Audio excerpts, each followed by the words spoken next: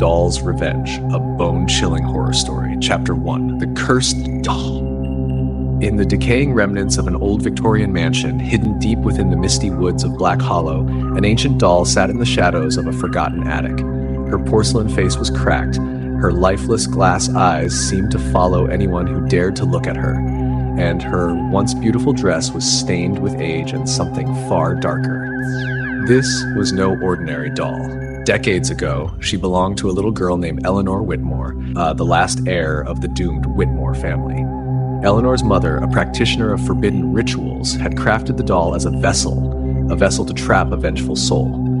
But something had gone terribly wrong. The doll didn't just hold a spirit, it became a prison of suffering and rage. When the Whitmore family perished under horrific circumstances, Eleanor found hanging by a noose made of her own hair, her mother burnt alive in her own room. The doll was abandoned, left to fester in the darkness. Until now.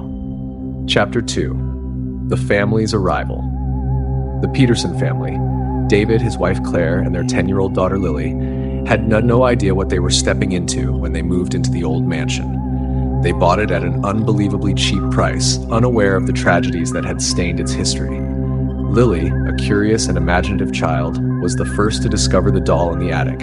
As soon as she touched it, a shiver ran down her spine, but she felt an odd connection to it.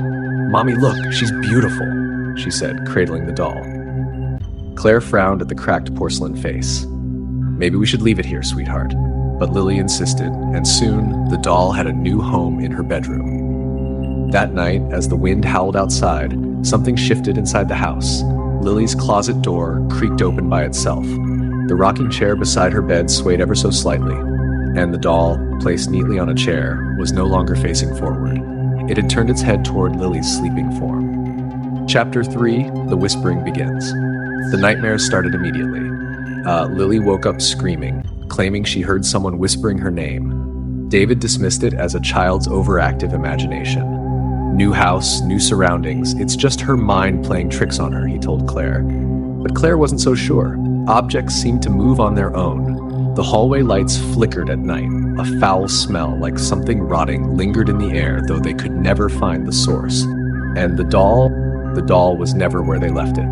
One night, Claire entered Lily's room to check on her. The doll was supposed to be on the dresser, but it was sitting on Lily's bed, right beside her pillow, its glass eyes staring at Claire. Claire's breath caught in her throat. She picked up the doll and, on impulse, threw it into the closet. "There, stay put," she whispered, slamming the door shut. But as she turned to leave, she heard a faint, chilling giggle. She froze. Slowly, she turned back toward the closet.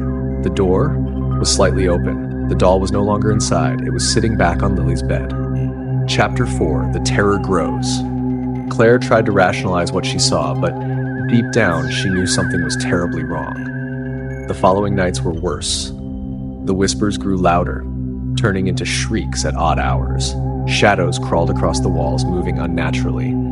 One night, Lily woke up with scratches all over her arms, as if tiny hands had clawed at her. And then Lily changed. She stopped playing with her toys. She stopped eating. She spent hours sitting in the dark, clutching the doll and humming a tune no one had ever taught her. "She talks," Lily whispered one night as Claire tucked her in. "Who does, baby?" Claire asked, her voice trembling. "The doll. She says she wants to play forever." Claire's blood turned to ice. That night, Claire and David decided to get rid of the doll. Chapter 5. The Doll Fights Back. David grabbed the doll and stormed out of the house. He planned to burn it to destroy it once and for all. But as he stood in the backyard, setting the doll onto a pile of wood, something unnatural happened. The air grew unbearably cold. The flames from his lighter flickered and died. And then a voice, low and guttural, whispered in his ear, "You cannot get rid." David's body stiffened. His breath came in shallow gasps. And then he couldn't move. An invisible force gripped his throat, lifting him up, choking him.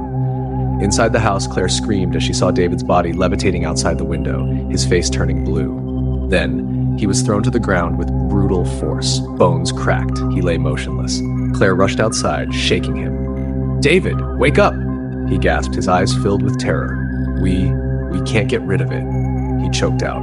And then, from the darkness, the doll sat there, untouched, unharmed, smiling. Chapter 6, The Final Stand. The Petersons called a priest, desperate for salvation. But the moment he stepped into the house, the walls trembled and the priest doubled over, vomiting blood. "The spirit is too strong," he gasped. "It does not want to leave." Lily's laughter echoed through the house. Only it wasn't really Lily anymore. Her small hands gripped the doll tightly. Her eyes, once warm and bright, were black, entirely black. "You should have let me stay," a voice hissed from Lily's lips. But it wasn't Lily's voice. It was older, crueler.